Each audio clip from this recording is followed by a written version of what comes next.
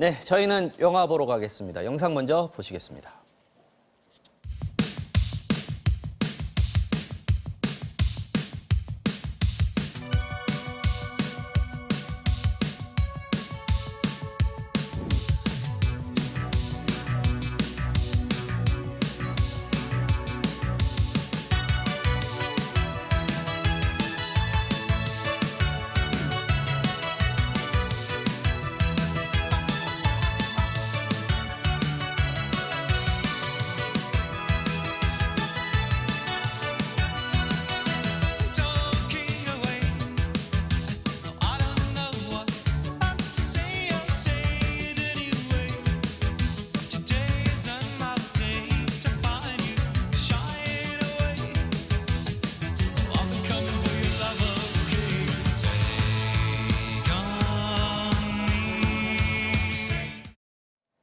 네, 금요일 영화 이야기 나누는 시간입니다. 오늘도 김현민 영화 저널리스트 나오셨습니다. 어서 오십시오. 안녕하세요. 네. 자, 오늘 나눌 주제는 골든글로브입니다. 네. 아카데미 유명하고요. 골든글로브도 그 못지않게 유명한데 일단 어떤 상인지부터 좀 알려주십시오. 아카데미와 함께 미국 양대 영화상으로 불리고요. 네. 올해로 77회째를 맞이했고 할리우드 외신 기자협회에서 주관하는 시상식이라서 네. 아무래도 그 헐리우드 인사이더들, 내부 권력자들에게 영향을 받지 않기 때문에 공정성과 전문성으로 인정받는 그런 영화제고요. 그래서 아카데미 직전에 개최하기도 해요. 영향을 받지 않기 위해서. 그런데 이 골든글로브 수상작들의 결과가 아카데미로 이어지는 일들이 많으면서 아카데미의 전초전이라고 불리게 됐습니다. 아, 그러니까 항상 골든글로브 먼저 열리고 네. 그다음에 아카데미 열리고 오스카 열리고 그쵸. 하는 거군요. 네. 그러면 골든글로브에 예를 들어서 상을 받으면 아카데미에서도 좀 상 받을 가능성이 높다 이렇게 보나요, 보통? 네, 그래서 바로미터라고 아카데미의 바로미터다라는 말도 많죠. 네. 자, 시상식 예정돼 있는 거는 새해 1월 5일이던데요. 네. 월요일에 이번 주 월요일에 후보작 발표를 했습니다. 여기서 이제 우리가 관심이 갔던 게 기생충, 봉준호 감독의 기생충이 후보에 올랐습니다. 무려 3개 부분에 올랐는데 이거 처음 네. 아니겠습니까? 맞아요. 네. 한국 영화라는 처음인데요. 감독상, 각본상, 최우수 외국어 영화상에 올랐어요. 사실 아직 골든글러브가 열리지도 않았는데 저도 이런 뉴스를 가져온 것도 네. 기생충이 한국 영화 최초로 이런 주요 부분에 올랐기 때문인데요. 사실 외국어 영화상은 워낙에 성과가 좋은 영화니까 어느 정도 네. 예상했는데 뭐 감독상, 각본상에 이름을 올렸다는 것은 굉장히 맞습니다. 의미가 있고 또 이 영화는 한국어 대사로 이루어진 영화잖아요. 그런데도 각본상 후보에 올랐다는 게 좀 그렇죠. 놀랍고요. 번역이 잘 그리고 됐다고 봐야 되나요? 번역도 잘 됐죠. 아. 네. 그리고 작품상 후보에 들지 못한 이유는 네. 이 규정이 영어 대사가 50% 이상 넘어야 하는 것이 있어요. 골든글로브 작품상을 받으려면 네. 대사가 50% 이상이 영어여야 된다. 그런데 그렇군요. 아카데미는 그런 규정은 없거든요. 그래서 기생충이 아카데미에서는 작품상 후보로도 유력하게 지금 그렇게 예측되고 있는 상황입니다. 자, 봉준호 감독이 지금 감독상 후보에 올랐지 않습니까? 근데 감독상 후보에 올라 있는 작품들, 감독들 보니까 네.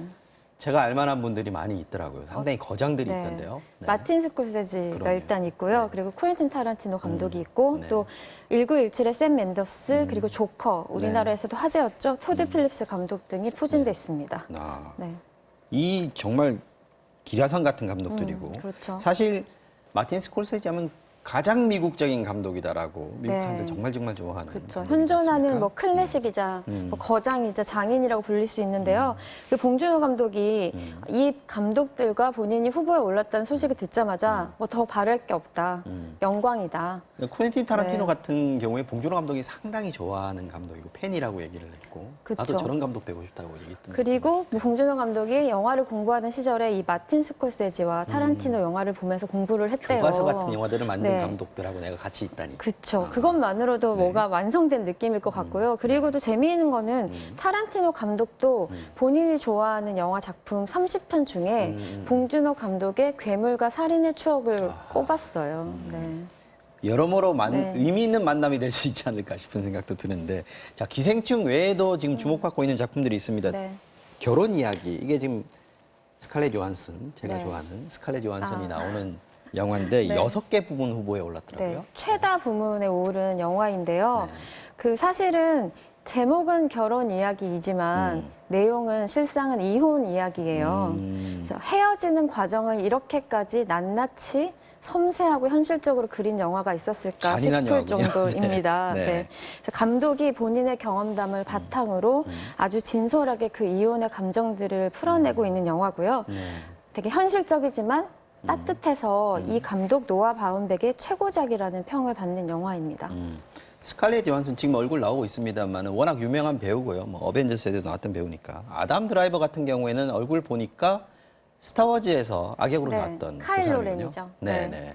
그 스칼렛 요한슨은 뭐 인생 최고의 연기다 이런 극찬을 받고 있어요. 네. 블록버스터에만 나오는 거 아니다. 이런 거 그렇죠. 보여준 거군요. 그런데 사실은 저는 어벤져스 블랙 위도우 시절에도 네. 그 블록버스터에서 그 인물들을 현실에 땅을 딛게 하는 인물은 블랙 위도우가 보여줬던 드라마 연기라고 생각해요. 네. 아픔이 있는 그쵸. 배역이었어요. 네, 여러 인물들과 교차하면서 드라마를 만들어냈던 그런 진솔한 연기를 보여줬는데 이번에도 이 영화에서 굉장히 긴 남편과의 말싸움 장면이 있는데 그때 완급 조절이 정말 탁월하다고 생각했고요. 그 상대적으로 아담 드라이버는 국내 팬들한테는 조금 낯설 수 있는데 맞습니다. 그 스타워즈에서 널리 알려졌죠. 하지만 예술 영화 팬들 사이에서는 이미 대세인 배우고요. 아, 그래요? 네, 특히 뭐 짐 자무시 감독의 패터슨 같은 영화에서는 굉장히 인상적이었는데 이 배우의 특징이 네. 담백한 연기, 굉장히 아. 담담한 결을 가지고 있어서 이 배우가 등장하면 모든 이야기가 약간 현실처럼 느껴지는 장점이 있어요. 얼굴은 좀 섬세하게 생기지 않았나 싶은 생각도 아, 그래요? 드는데. 굉장히 강인한 선을 가졌다고 평가하는 맞습니다. 분들도 선이 아주 있는데 좋고요. 이 감독이 아담 드라이버의 연기를 보고 자신이 생각했던 연기의 최상위 버전이다 라고 평했다고 합니다. 자, 그 다음으로 지금 5개 부분에 오른 영화들도 있습니다. 아이리시맨하고 네. 원스 어폰 어 타임 인 할리우드. 지금 아이리시맨이 마틴 스콜세지의 네. 영화고 원스 어폰 어 타임 인 할리우드가 퀸틴 타란티노 감독의 작품이네요. 맞아요. 네. 그 아이리시맨은 지금 개봉 중이기도 하지만 넷플릭스 오리지널 작품이고요. 아이리시가요? 감독상, 나무조연상, 각본상 등에 올라 있어요. 근데 그 식당에 고기를 납품하던 한 트럭 운전사가 네. 우연히 마피아의 킬러로 일하게 되면서 시작되는 파란만장한 그런 인생을 그렸는데 이게 실화를 배경으로 하고 있고요. 미국 네. 정치계, 마피아, 뭐 노동조합의 권력 거기에 휘말리면서 파란을 맞이하는 그 이주민 남성의 이야기가 미국 현대사를 관통하는 그런 무게감을 가지고 있는 이게 영화입니다. 마피아고요. 또 로버트 드니로랑 알파치노, 조페 네. 씨가 나오면 대부가 그냥 연상이 되는데 네. 비슷한 느낌이 좀 들겠습니다. 근데 사실은 이 영화를 보시면 네.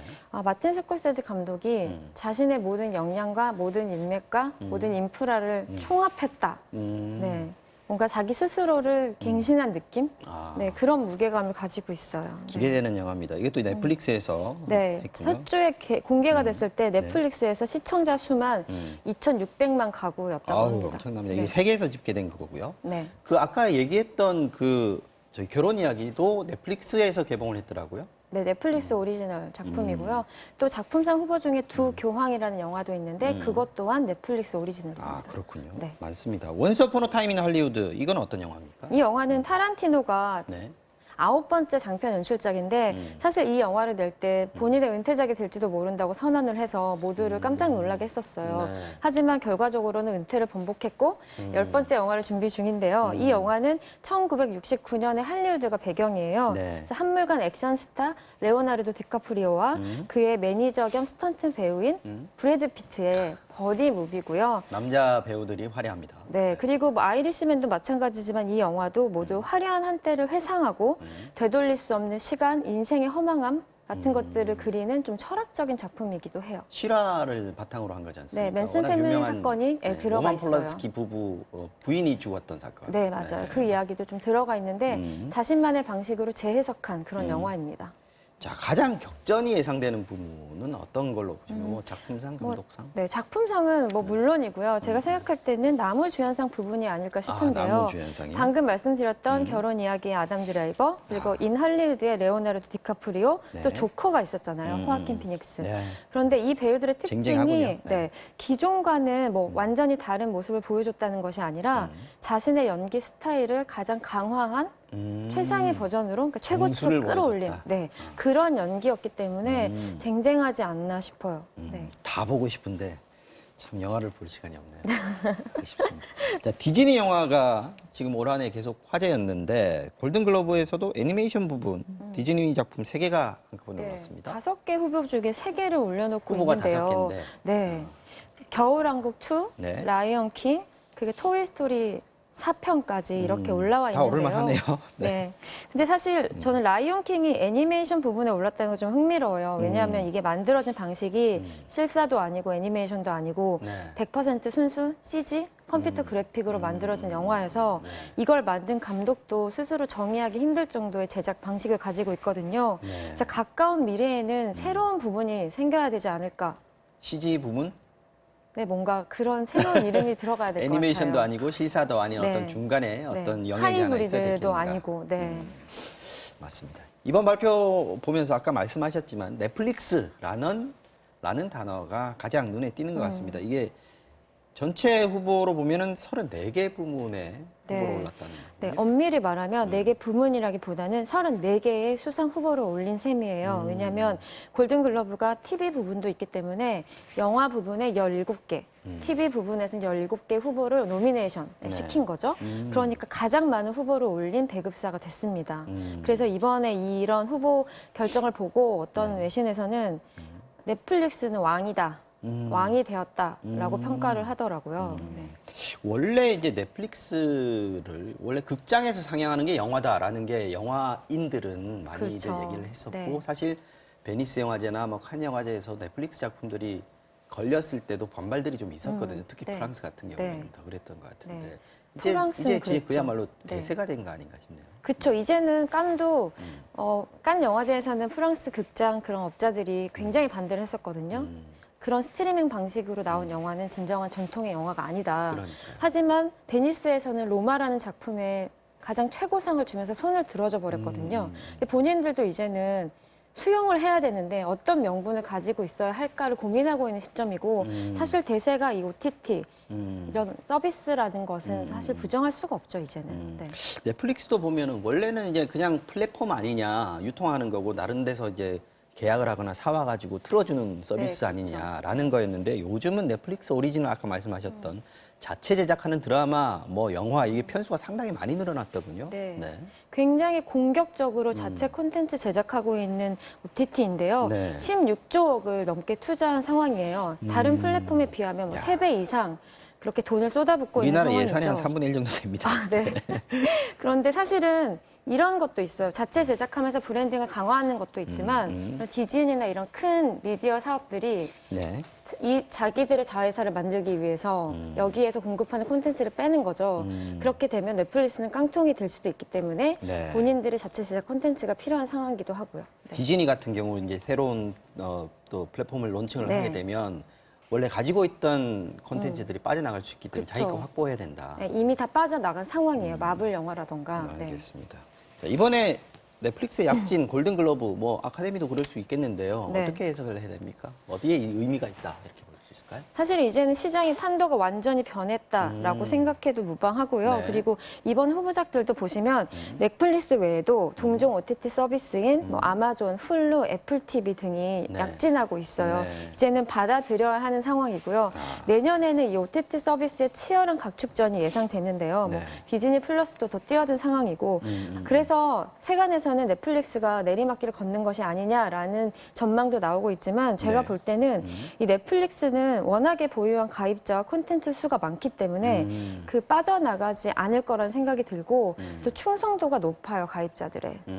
그리고 이 가입자들, 막강 가입자들을 가지고 이들이 하고 있는 게 빅데이터를 분석해서 네. 그들의 선호도를 또 분석한 맞아요. 다음에 첫 화면에 내가 좋아하는 관심 있는 그쵸. 화면들이 좀 올라오죠. 네, 그리고 그걸 토대로 자체 제작을 하고 있는 상황이기 때문에 굉장히 유리하고요. 그래서 오히려 다른 서비스들이 대체제가 되지 않고 보완제 기능을 하지 않을까 이런 생각이 듭니다. 알겠습니다. 오늘도 재밌었습니다. 지금까지 김현민 영화 저널리스트와 함께했습니다. 고맙습니다. 감사합니다.